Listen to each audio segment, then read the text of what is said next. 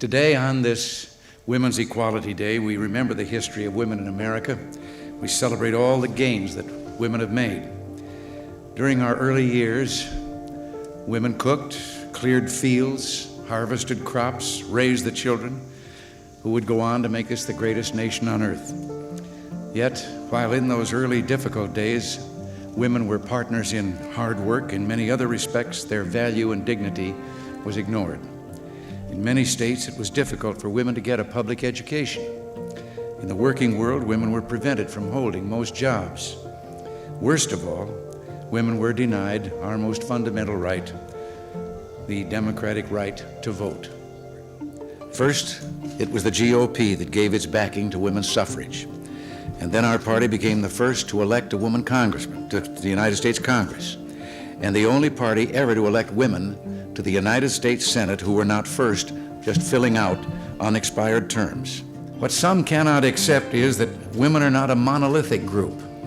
Women in the 1980s are a diverse majority with varied interests and varied futures. Some seek to start their own businesses. Some seek to advance in their chosen careers. Some seek to focus on the home and family. Some seek political office, and some women seek to do all of these things. We must meet these needs. But it's your drive, energy, and determination that make the difference. And that's why America's future is looking better every day. My spirits are high for another reason as well. I'm able to share these few moments with two of the most important women in my life, Nancy and Maureen. And you know, I only work a few hundred feet from here, but I rarely get home for lunch. Maureen did a little research for me, and I know that even before women had the right to vote, our party became the first to elect a woman to the United States Congress. Well, that's the Republican Party tradition, and I'm determined to build on it. The only women in the Senate, Nancy Kassebaum and Paula Hawkins, are Republicans, not to mention our 9 outstanding Republican Congresswomen. But today, let's focus especially on women like you who are making their impact inside government. As the growth of your organization demonstrates so well, there are more women bearing major responsibilities within our nation's government than ever before. As leaders in the executive, legislative, and judicial branches of government, the armed forces, and the private sector, you have assumed professional responsibilities that would have been unimaginable just a quarter of a century ago. You make policy decisions affecting millions of people. You manage staffs of thousands. You manage billion-dollar budgets. And you represent the leading edge of a great wave of progress for American women.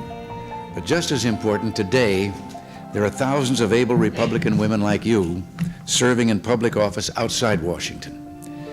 You in state legislatures and other state and local offices are on the front lines of democracy. You have the chance to put your beliefs into practice close to the people, closer than Washington can, and Washington can't match your ability to do that. We look on you as our eyes and ears, as leaders who truly know what the American people think and need. And just as we're eager to see the number of Republican women office holders grow at the national level, we're also determined to see those numbers grow in every American town, city, and state.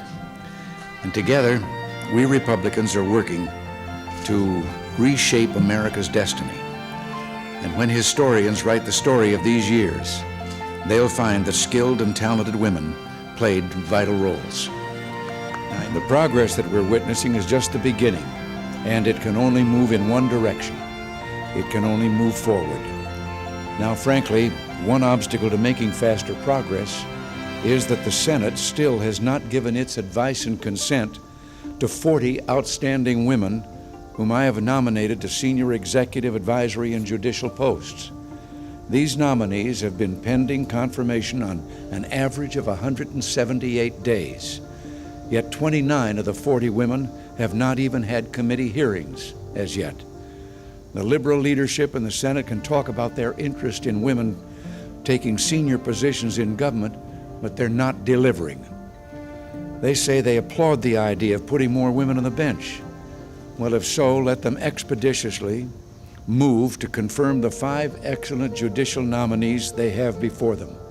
Highly qualified women like Pamela Ann Reimer and Judith Richards Hope deserve rapid confirmation, and I call upon the Senate to do just that.